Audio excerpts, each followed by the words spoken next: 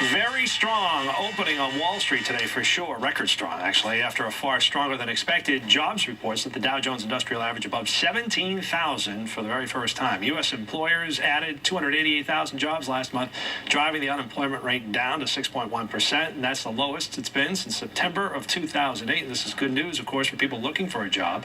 And while many think the summer is a rough time to be looking for employment, it's actually not really the case. Here to explain, Brendan King, he's the CEO of King and Bishop, here to talk about kicking your summer job search off into high gear. And let's talk about that. This season, a good one to go looking for a job? Absolutely, Mark. I believe that anything that you do in life, you really need to have a plan. And what we try to advocate with candidates in our business is that they have a plan and they stick with that plan. And mainly because in the summertime, companies don't stop working. We're all working. You're working right now. I'm working right now. Everyone here is working.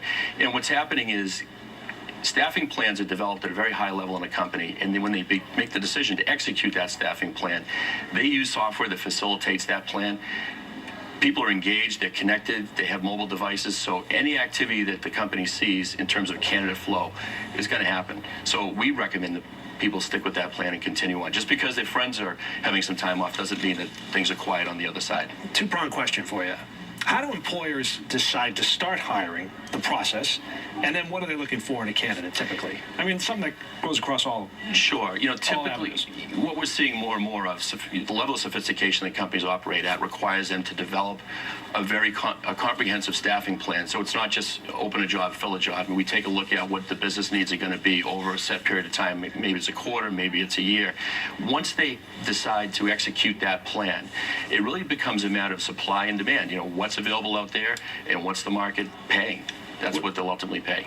What are your tips for keeping your job search going through the summer? Well, first of all, don't give up. Do not stop looking. We covered that. But you don't need to do it 40 hours a week, but you should do something to manage that effect. Number two, you want to network for face-to-face meetings. You want to keep that flow going and get in front of people.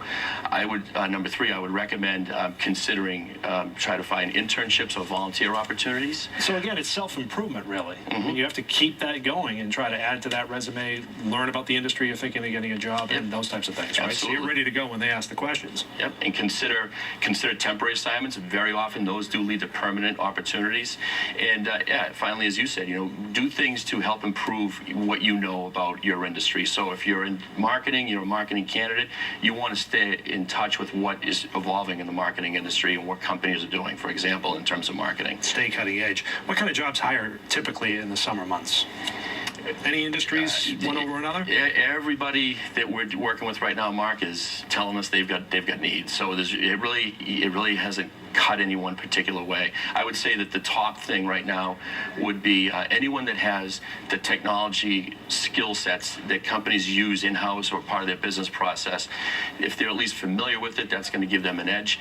But I come back to the usual candidates. If they have a ready to please and can go to work, help you attitude, that's going to win out every time. I think I want to go back to something you said earlier, and that was the temporary assignments, because we saw a lot of that coming through the recession and coming out of it and back into where we are today, where we hit 17,000 on the Dow. Obviously, the jobs are coming back into play now.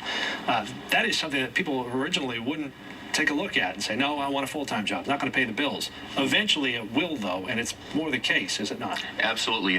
The employment data that came out today is economically, it is actually a lagging indicator, all right? But with temporary staffing is actually a leading indicator. Reason being, when companies have work that needs to be done, it's a whole lot easier to bring in a temporary, what we call a point solution, to go in and do that work. But many times that will lead to a permanent job. And finally, we see the way the markets are going now. Companies are strong, balance sheets are strong, they have more cash, they're able to invest in more things as far as bettering the company is concerned. Therefore, they are hiring, and that's the cycle that we're in. So it is a good time to be out there as we wrap this up. Absolutely, Mark. The companies are now making the investment in the human capital, and that's good news for everybody. It certainly is. And you're going to stick around. You're going to be back with us at 6 o'clock to talk more about these job numbers, right? Absolutely. Look forward to it. Brendan King is the CEO of King and Bishop, and he'll be back with us again at 6 o'clock.